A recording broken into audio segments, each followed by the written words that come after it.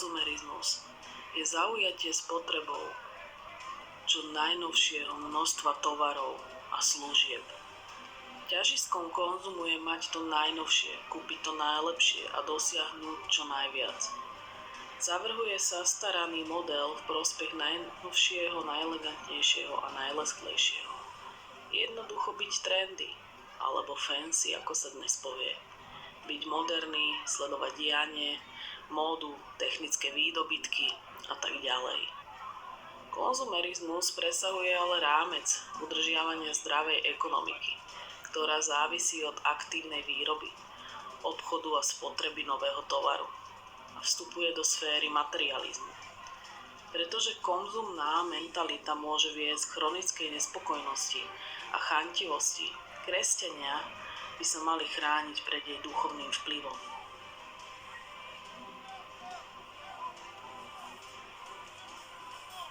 Black Friday.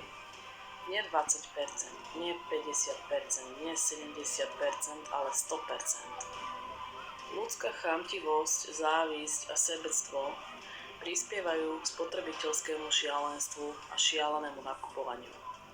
Ako môžeme vidieť vo videu, tento duch žiadostivosti vás často vedie k hnevu, agresii a násiliu.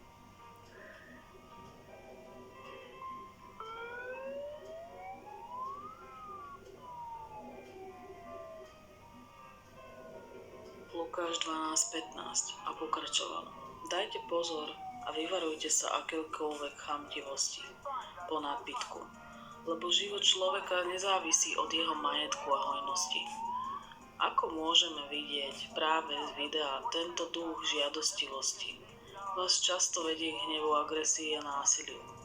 Kazateľ 6:9. Lepšie je pozerať očami ako blúdiť dušou a je to márnosť a honba za vetrom.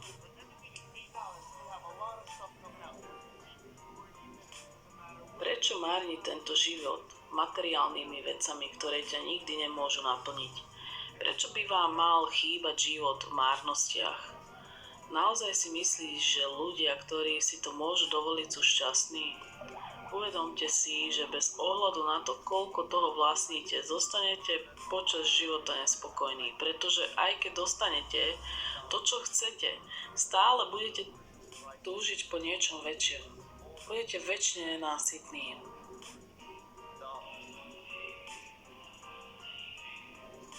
Je to preto, že každý z nás má hlbokú potrebu uspokojenia duše. Prázdny priestor, vákuum, ktorý môže vyplniť iba Ježiš Kristus, aby sme boli celiství a úplní. Matúš 5:6. Blahoslavení, hladní a smední po spravodlivosti, lebo oni budú nasýtení. Ján 4:13-14.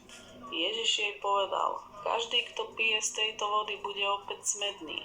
Kto sa však napije z vody, ktorú mu dám ja, nikdy nevysmedne. Ale voda, ktorú mu dám, stane sa v ňom prameňom vody prúdiacej do večného života. Ján 6:35. Ježiš im odpovedal, ja som chlieb života, kto prichádza ku mne, nebude hladovať, a kto verí vo mňa, nebude smedný. Nikdy. Zjavenie Jána 7:16-17. Nebudú už hladovať, nebudú mať ani smäd, nebude na nich dorážať slnko ani nejaká horúčosť. Lebo baránok, ktorý je uprostred trónu, bude ich pásť a vodiť ich bude k prameňom vodu života a Boh im zotrie z očí každú slzu. Zjavenie Jána 22:17. A duch i nevesta hovoria, príď. A ten, kto počúva, nech povie, príď. Kto je smedný, nech príde. Kto chce, nech si zadarmo naberie vody života. Ježiš vzal trest, ktorý si zaslúžime, zadarmo. 100% zdarma, v doslovný čierny piatok. Na kríži bol oddelený od Boha pre naše hriechy. Hriech nás oddeluje od Boha, ale skrze Ježiša Krista máme zmierenie s Bohom. Marek 15:33-34. O 6. hodine nastala tma po celej zemi až do 9. hodiny.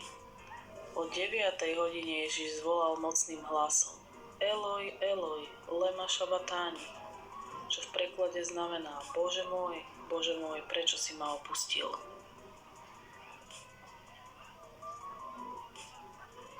Na kríži zažil úplnú neprítomnosť Boha. Ťažkú agóniu, bolesť a priepas, ktorej budeme musieť čeliť každý, kto odmietol zástupnú obeť Krista, ktorý za neho položil svoj život. Pri pohľade na tento smutný obraz, o aké márnosti sa ľudia tohto sveta usilujú, je slabé slovo povedať, že sme sklamaní. Sú doslova pripravení vziať si život za materiálne veci. Aké hlúpe a nepochopenie, že naše potreby nie sú materiálneho, ale duchovného charakteru. Izaiáš 55:1-3. Poďte všetci smední k vode, aj vy, čo ste bez peňazí, poďte. Kupujte a jedzte, poďte a kupujte. Kupujte zadarmo, bez platenia, víno aj mlieko. Prečo dávate peniaze za to, čo nie je chlieb, a vašu robotu za to, čo vás nenasýti? Pozorne ma počúvajte a budete jesť dobroty. Vaše hrdlo si v hojnosti pochutí. Naklonte si uši a poďte ku mne, počúvajte a budete žiť. Uzavriem s vami večnú zmluvu, preukážem milosrdenstvo prisľúbené Dávidovi. Inými slovami, prečo by sme mali míňať peniaze na nepotrebné veci? A prečo by sme mali investovať financie, čas a námahu do toho, z čoho nemáme žiadne skutočné, večné, neprechodné výhody? Pozorne počúvajte Božie slovo a vaša duša bude spokojná s tým, čo skutočne potrebujeme. Neignorujme samotné volanie od Boha. Poď ku mne, počúvaj a budete žiť. Izaiáš 55:3.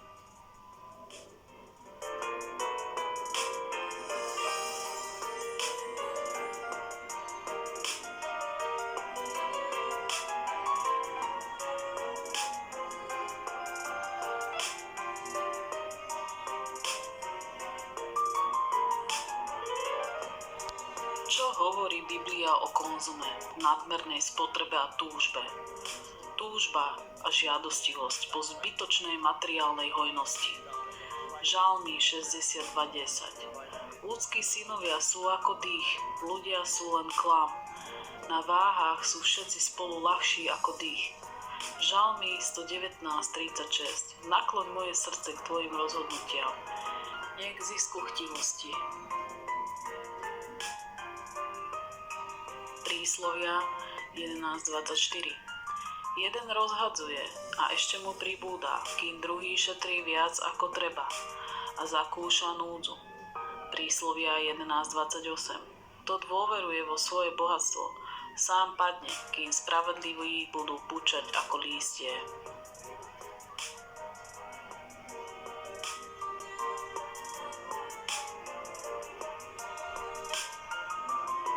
Boh nazýva každého, kto hromadí nepotrebné zásoby, bláznom. Drží sa sám seba namiesto toho, aby sa obhovacoval Bohu. Nevie, čo bude zajtra a či sa dožije zajtrajška, aby mohol disponovať všetkými svojimi zásobami a úsporami. Namiesto toho, aby využil každú chvíľu svojho života na to, aby bol k dispozícii k Bohu. Lukáš 12:15.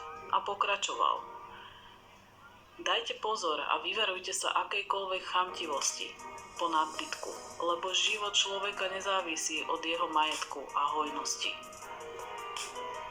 Poviem si: duša, máš veľa majetku na mnoho rokov, odpočívaj, jedz, pí a vesel sa.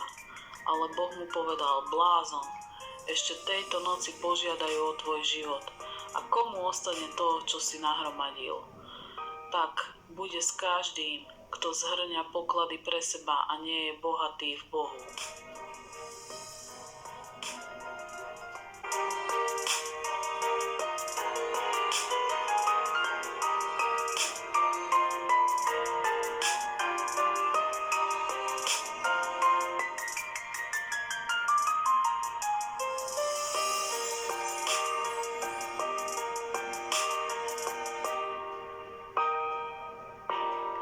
Biblia dokonca hovorí, že nemáme mať nič spoločné s tými, ktorí sú chamtiví a materialistickí a nazývajú sa kresťanmi. 1. Korinťanom 5.11.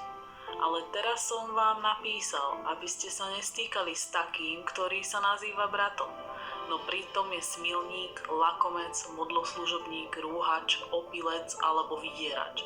S takými ani len nejedávajte.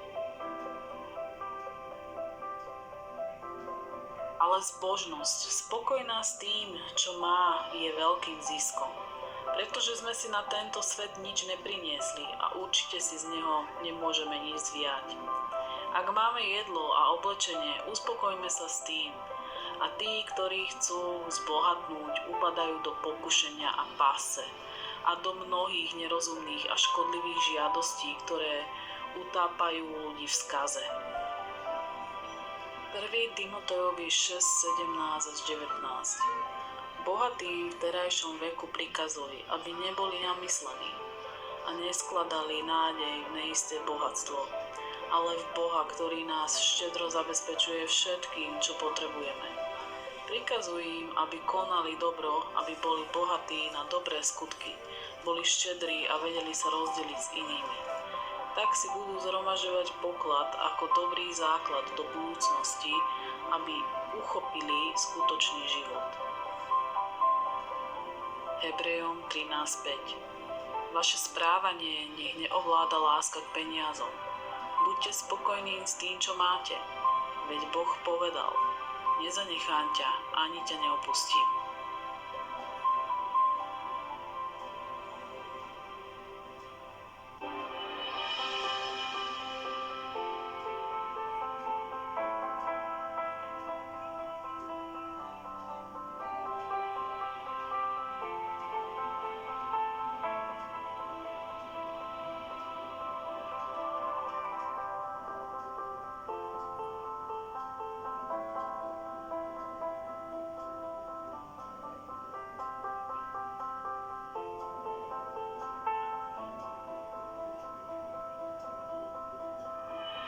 Kresťan sa stará o svoje srdce a chráni ho pred konzumom.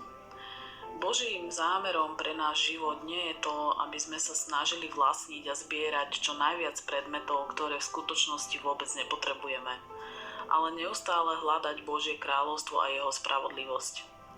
Žijme skromne, naplňme sa duchom a buďme využiteľným potenciálom pre Boha. Matúš 6:25-30. Preto vám hovorím, nebuďte ustarostení o svoj život, čo budete jesť a piť, ani o svoje telo, čo si oblečiete. Či nie je život viac ako jedlo a telo viac ako odev? Pozrite sa na nebeské vtáky, nesejú ani nežnú, ani nezhromažďujú obilie do sípok, a váš nebeský Otec ich živí. Či vy ste oveľa viac ako oni? A kto z vás si môže svojou ustarostenosťou predložiť život, čo len o jediný lakeť? A prečo ste takí ustarostení o oblečenie? Pozorujte polné lalie, ako rastú. Nenamáhajú sa ani nepradú, no hovorím vám, ani Šalamún sa v celej svojej sláve neobliekal tak, ako hociktorá z nich. Keď teda Boh takto oblieka trávu na poli, ktorá dnes je a zajtra ju hodia do pece, či neobliečie oveľa skôr vás, vy maloverní? Matúš 6:31-32. Nehovorte teda ustarostene, čo budeme jesť, čo budeme piť, čo si oblečieme. Veď toto všetko zháňajú pohania a váš nebeský Otec predsa vie, že to všetko potrebujete.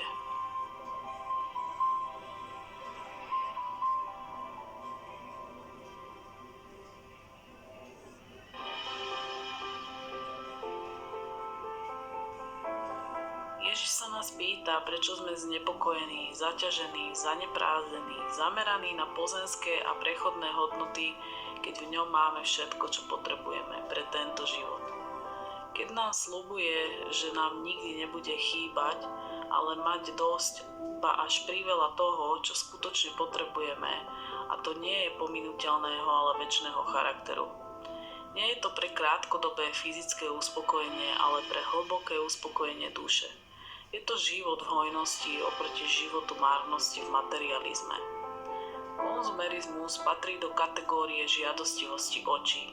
Čo moje oči vidia, to musím mať. 1. Jánov 2.15-17. Nemilujte svet ani to, čo je vo svete. Ak niekto miluje svet, nie je v ňom Otcova láska.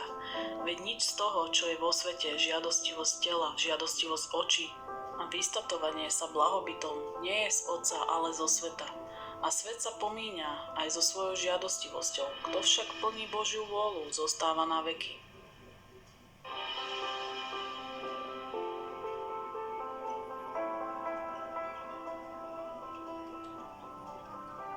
Žiadostivosť tela, žiadostivosť očí a pýcha života rovná sa láska k svetu. Kto pestuje túto svetskú lásku, nemá v sebe lásku Božiu. Poďme to teda prehodnotiť. Čo je vlastne Black Friday? Čierny piatok prišiel zo západu, ako všetky ostatné konzumné tradície a sviatky. Čierny piatok, deň, kedy si chamtiví, nenásytní ľudia na silu kupujú lacné veci. Jeden deň za čo sú vďační. Ďalej, deň vďaky zdania je v Amerike štátnym sviatkom, ktorý tradične vznikol deň predtým ako každoročná oslava úrody. Chamtivosť je modloslužba a žiadny lakomec, ktorý je modloslužobníkom, nemá dedičstvo v Kristovom a Božom kráľovstve. Efeským 5.5. Nedovolme, aby nás Čierny piatok, teda Black Friday, tento zlodej obral o pokoj duše, ktorý máme v Kristovi. Nenasledujme svet, ale následujme Krista. Kristus nemal kam skloniť hlavu. Toľko z tohto, čo vlastnil zo zeme. Hoci mal ako stvoriteľ všetkého absolútne právo na všetko, v ľudskej podobe sa o všetko pripravil, aby v ňom duchovne zbohatol. Matúš 8.20. Ježiš mu však povedal: líšky majú svoje nory a nebeské vtáky hniezda, syn človeka však nemá kde hlavu skloniť. 2. Korinťanom 8.9. Veď poznáte milosť nášho Pána Ježiša Krista, že hoci bol bohatý, stal sa pre vás chudobným, aby ste vy v jeho chudobou zbohatli. Diabol už nevie, čo má kradnúť, tak ukradol aj Black Friday. Deň, keď na 3 hodiny padla nad celou zemou tma, keď Ježiš vzal na seba spravodlivý Boží hnev za naše hriechy. Kradne vám čas, zmysel života, zmysel vašej existencie, pokoj, radosť, vieru. Tak veľmi ťa chce zamestnať nedôležitými vecami, že nikdy nemyslíš na Boha a večný život. Vždy má za cieľ ukradnúť vám pravdu a zničiť vás v klanstvách. Žijeme v dobe chamtivosti a materiálnej nenásytnosti, potreby mať viac a lepšie, doba materializmu a hinduizmu, čas šialených más, čas kupovať veci, ktoré vôbec nepotrebujete, čas falošného uspokojenia, ktorý trvá krátko a nechá vás prázdny.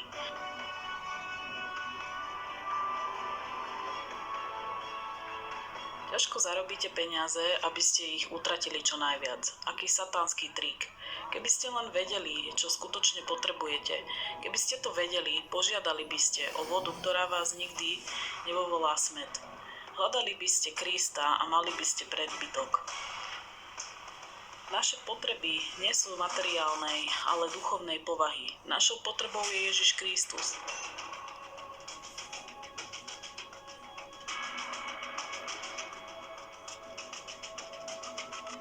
Matúš 6.33.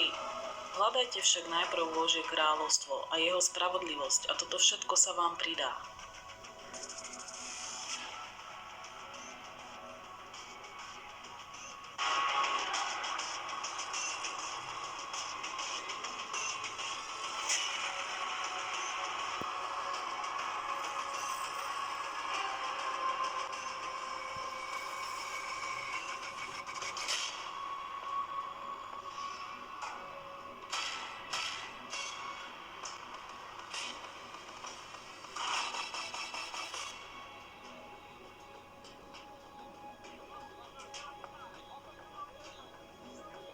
Blahoslavení, ktorí zachovávajú Ježišove slová, a blahoslavení všetci, ktorí ich počúvajú.